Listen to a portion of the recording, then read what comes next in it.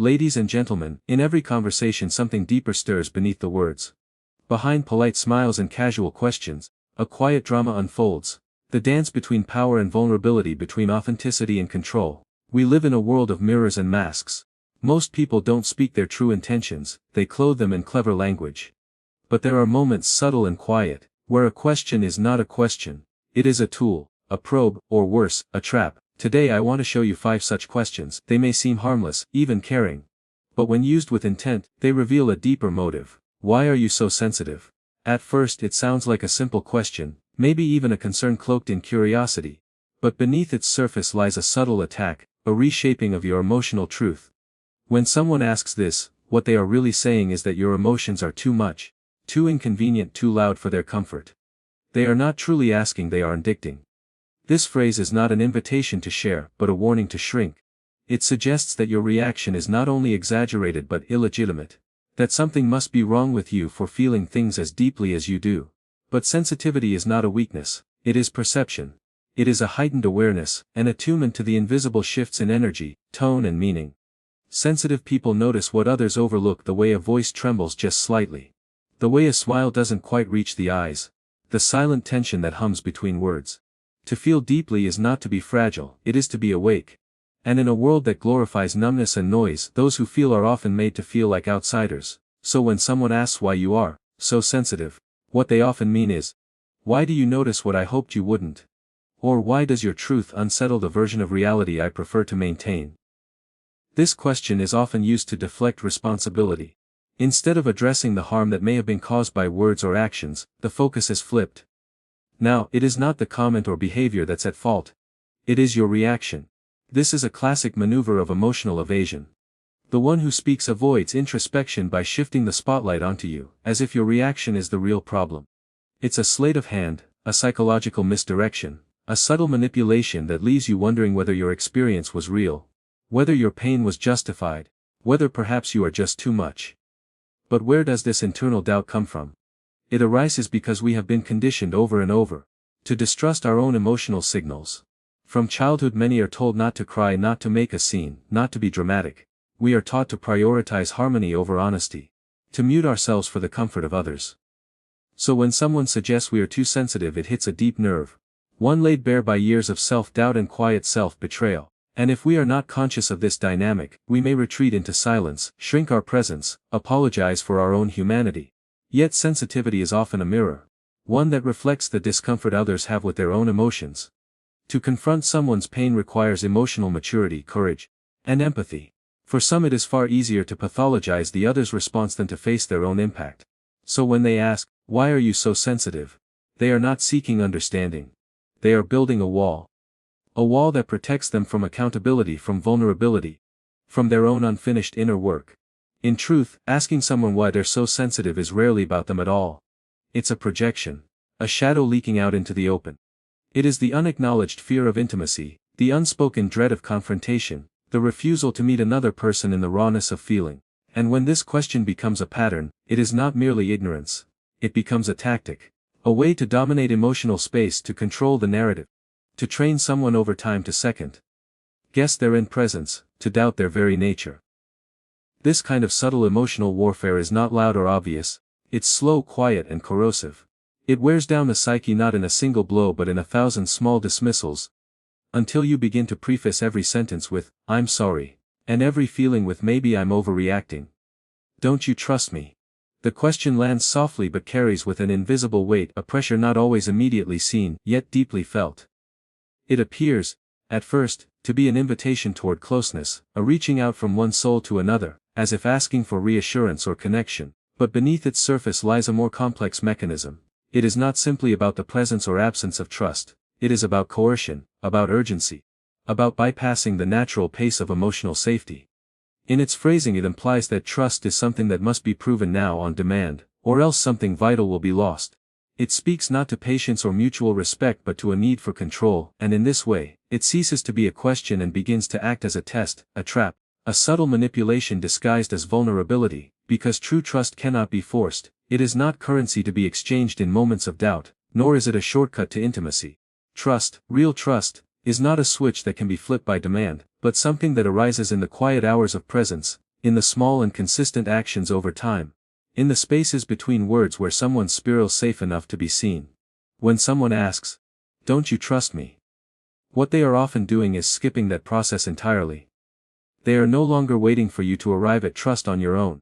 They are demanding it as evidence of your loyalty, your affection, your willingness to comply, and that compliance is key.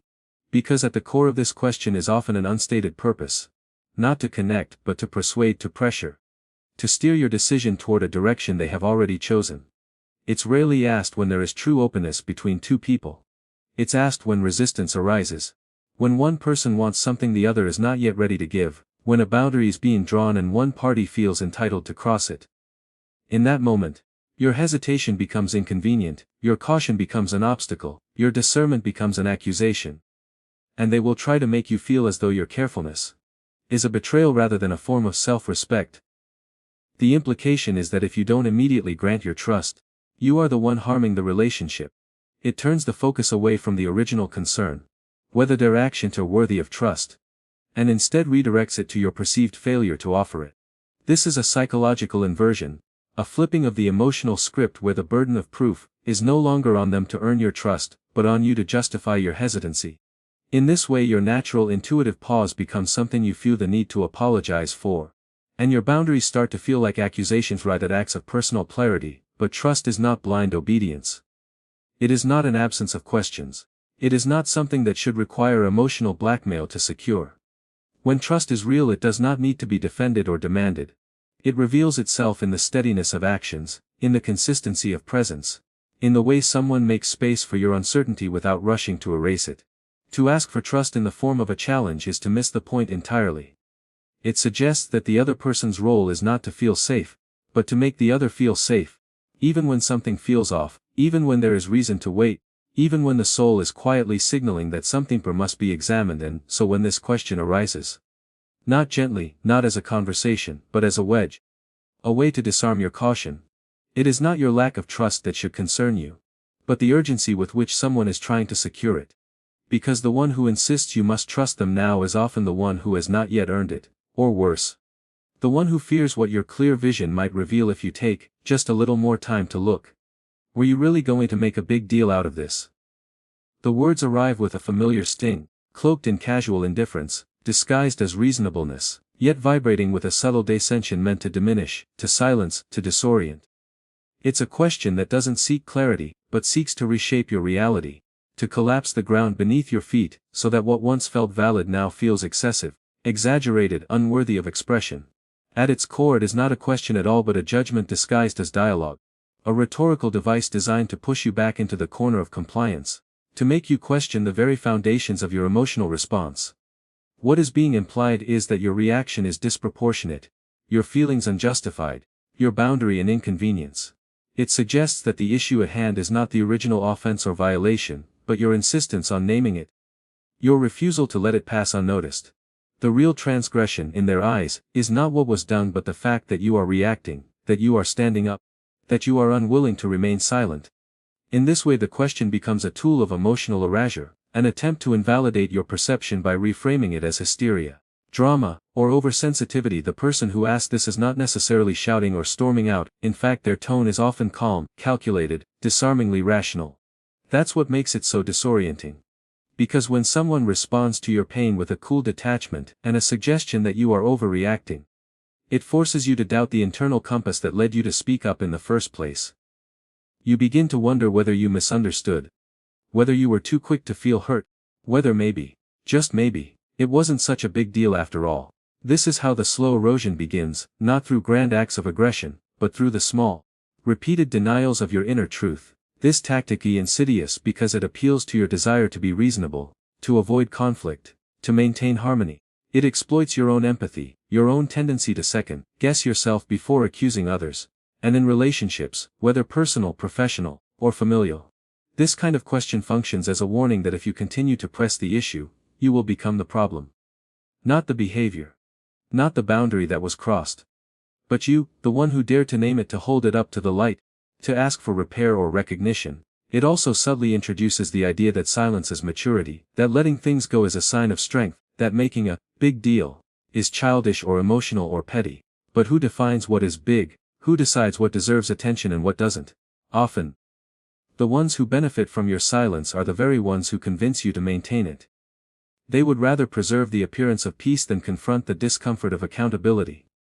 So they frame your reaction as the disruption, when in truth it is their action that caused the fracture. This is how the manipulative pattern sustains itself, by shifting focus, by turning justified emotion into a spectacle, by making you feel as though your clarity is chaos. And over time, if you are exposed to this dynamic enough, you may begin to police yourself, to anticipate the question before it's even asked. You may catch yourself pulling back, minimizing swallowing truth before it's fully formed, fearing that once again your voice will be framed as the problem instead of the warning. What the truth is, what feels like a big deal to you is a big deal. Not because of the volume of your reaction, but because your inner world has registered something out of alignment. Something that demands attention. Something that deserves the dignity of being heard without shame or refratal dismissal. That teaches you to doubt your own sense of what is real.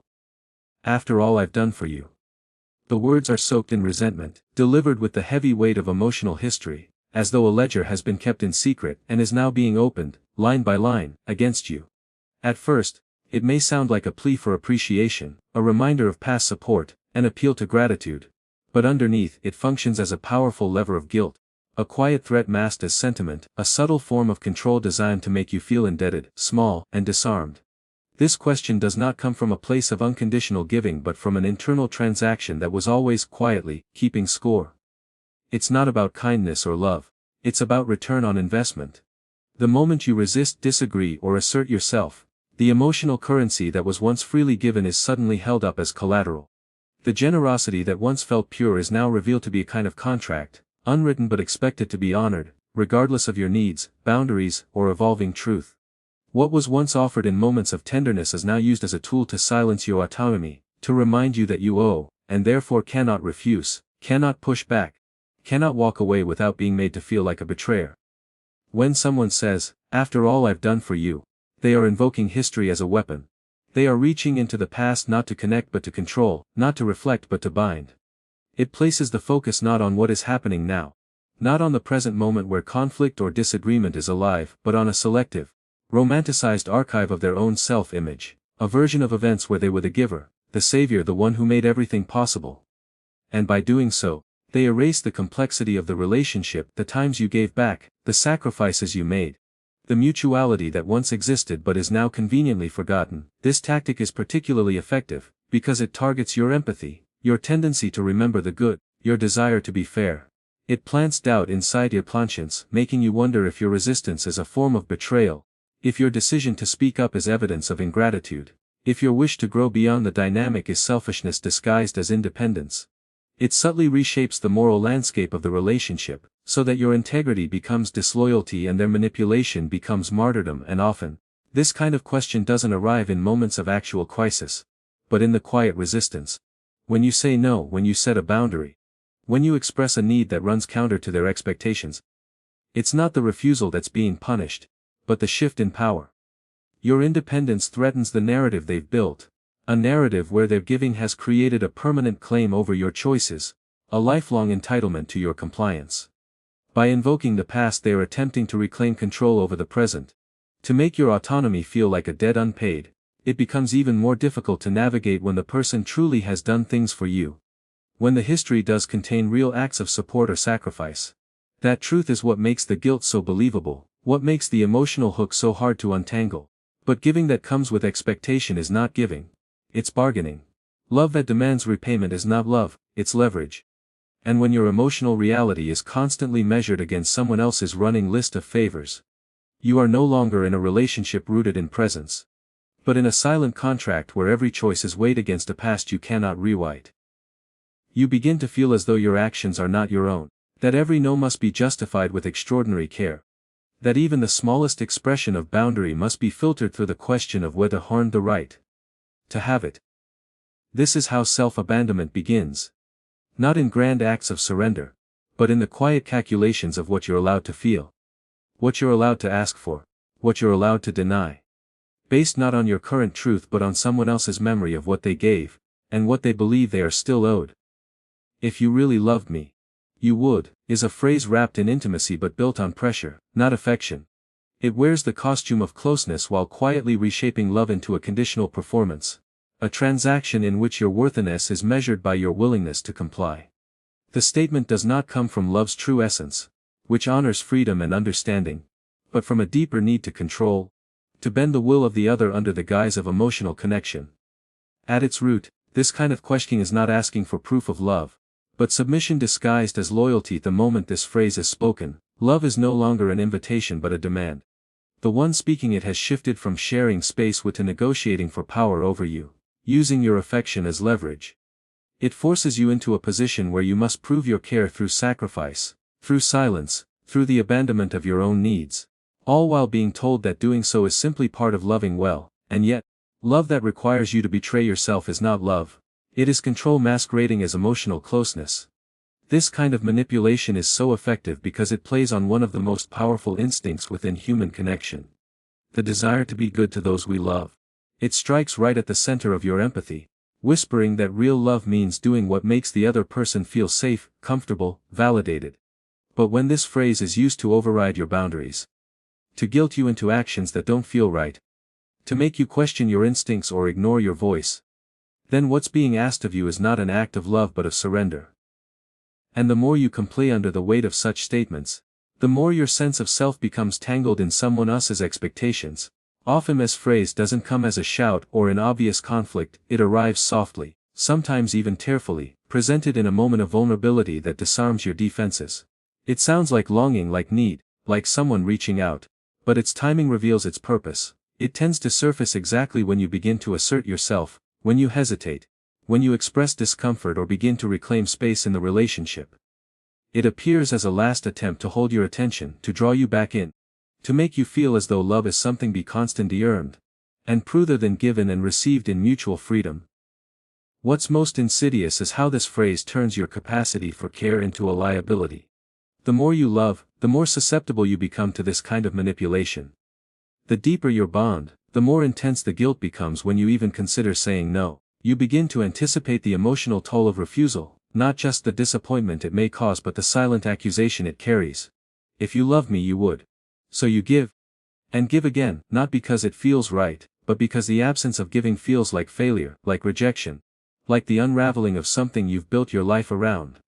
This only teaches you that your love must always be proven at the cost of your own center. And when love becomes proof rather than presence, a test rather than a truth, you start to confuse control for connection. You stop asking whether your needs are being met, and instead focus entirely on not letting the other person down. You begin to live on emotional eggshells, constantly trying to meet the unspoken terms of a contract you never agreed to sign. All in the name of love that demands instead of listens. Left in the aftermath of this pattern is not closeness but exhaustion. Not intimacy but performance. Not love, but loyalty extracted through guilt. And over time you lose track of what you feel, what you want, what you know to be true. Because every decision is filtered through a question never should have been asked in the name of love. A question that reduces a sacred bond into a conditional task list. A question that doesn't reveal how much they love you, but how much they need to control how you love them. So, what do we do when faced with these questions? We do not rage, we do not retreat. We observe, we listen not just to the words but to what stirs beneath them. We look not only outward, but inward to our intuition, our shadow, our sense of self. Because the greatest protection against manipulation is not aggression. It is awareness. To know oneself is to see through the fog. To stay rooted in your truth is to become unmovable, even in the presence of subtle games and disguised intentions. So the next time someone asks you a question that feels wrong, strange, or heavy, pause. Look past the mask and remember the soul always knows.